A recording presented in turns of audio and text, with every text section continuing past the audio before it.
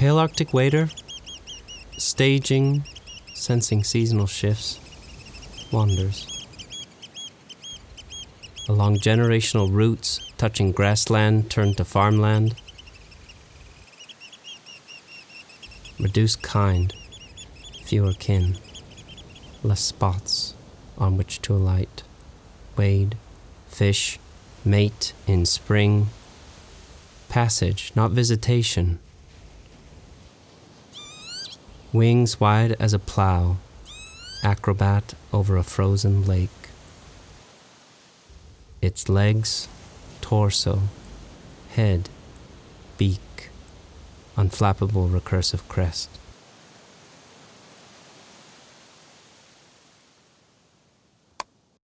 The experience of seeing birds comes in many forms.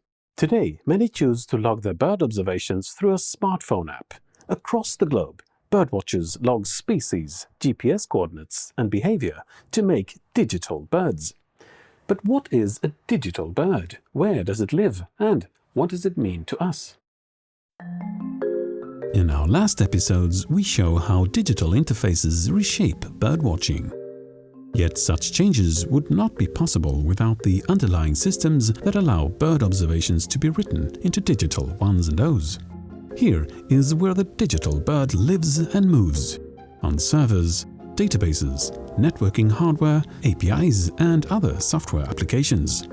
These habitats allow for digital birds to migrate across vast geographies and between different record keepers. But is that a good or a bad thing? Take Sweden, for example. It provides millions of observations to local governments, academic institutions, and aggregate data providers. But these systems are not cheap nor simple, requiring skilled labor, innovation and maintenance, and continuous funding.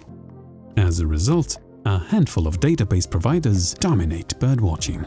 These providers and their platforms now wield great influence on what happens to birds and on birdwatching culture.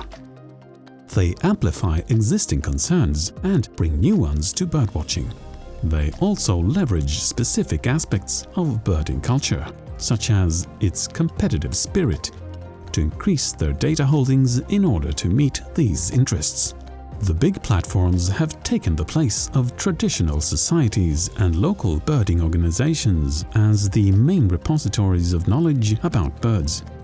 Their systems and their use by birdwatchers create highly specialized and personalized connections that were not possible before, allowing birdwatchers to look up data on their favorite species, giving researchers data to analyze changes in the abundance and distribution of bird species, giving planning authorities and activists the ability to check for protected species, and informing court decisions regarding environmental disputes.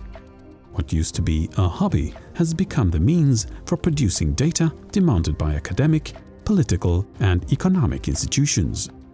Making digital birds has become a defining activity for birdwatching in the 21st century. But at what cost?